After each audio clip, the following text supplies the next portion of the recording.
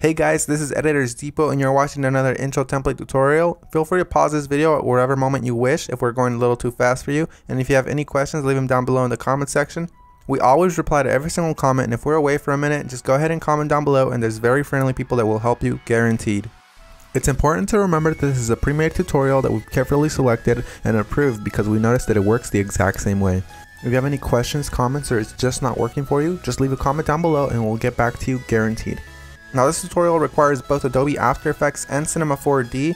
You will absolutely require them. If you do not have them, go ahead and visit EditorsDepot.com. We can do any template customization at very affordable prices. Just feel free to select the template you wish and check out with it and detail everything you want on the template. Now that that's out of the way, all you're going to want to do is open up the Cinema 4D file. So here it is, and we already have it open, so I'm going to go ahead and bring it up. And as you can tell, everything is ready to go. All you have to do is replace the text, render, and you're done. Except one little thing, there's sometimes problems that come up with the templates, and I'm going to go ahead and cover them here. Sometimes the audio will be included, and you don't have to worry a bit about that. As you can tell on this template, the audio is included. It's not a problem at all, and sometimes the font is not included. If it's not, all you want to do is of course look for the text layers. They will look a little like this. Select it, and then hit font. And select any font you wish. You can visit designerdepot.net for any font you wish. The first thing you want to do is of course modify one of the text layers. So here it says your. I'm going to go ahead and hover the text after I select it and replace it with editors. I'm going to do the same thing for the second layer behind that one. I'm going to hover the text and write editors. Now that that's done, I'm going to go ahead and render preview. And as you can see, it says editors, everything is 100% fine. You do the exact same thing for the bottom layers. I selected both at the same time.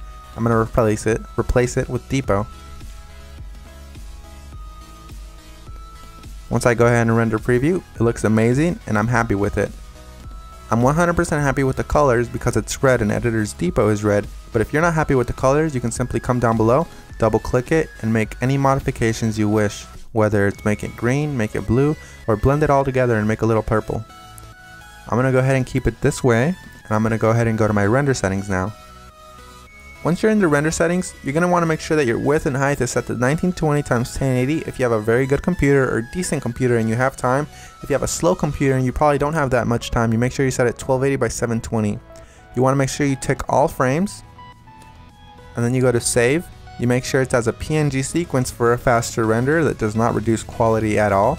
And you want to make sure you select file here. Make sure you make a folder for this one render sequence that's alone and empty.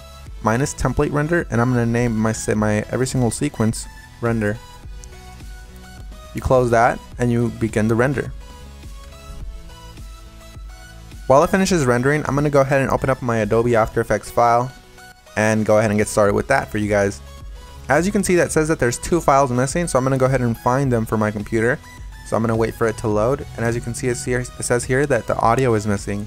I'm going to go ahead and double click the file, and I'm going to find it for the computer. It should be included in the template, and if it's not included, we're sorry and we're going to do our best to try to help you, but if it's not, you can go ahead and include any audio you want.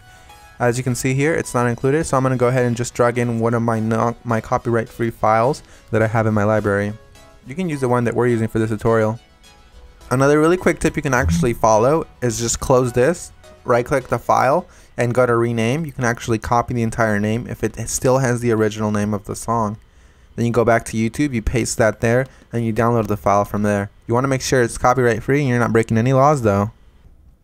Once you've gone ahead and replaced your song, you're going to want to go ahead and replace the other thing that was missing, which is of course the PNG sequence. It might be a PNG file, .png, or it might be an MP4 file, or anything within those regards, like QuickTime for example. You're going to go ahead and double click it and replace it with your render sequence. I'm going to select the first frame, scroll all the way down just to be safe, and select the last frame. You want to make sure you do the same thing, all while holding shift, so it selects every single one. You make sure you tick on sequence here where it says PNG sequence. You should have that option for Windows as well. You hit open and it will import every single one and it'll make it look like a video. That makes your render much faster and it looks the exact same. So we're 100% done. Assuming you have every single one of the plugins required, you're 100% done, and if you don't, you're going to have a black screen similar to this. But if you do have a black screen similar to this, you're gonna just want to make sure you troubleshoot it by turning off or turning back on whatever adjustment layers might be messing up your entire video. As you can see here, all of the adjustment layers, one of them within these messed up the entire render, so I'm gonna go ahead and turn them on one by one. That one's fine, that one's fine. Oh, this one's the problem here. So you make sure you turn them back on, and you're done. So I had one layer that messed everything up, and that's because I do not have the correct plugin. You want to make sure you fix that, and you want to make sure you don't run into that problem again. And finish the composition by adding it to the media encoder queue. That pretty much summarizes our video, guys. I hope you all enjoyed it, and if you did, remember, drop a thumbs up if you liked it. Drop a thumbs up if you are a fan of us and you like what we're doing.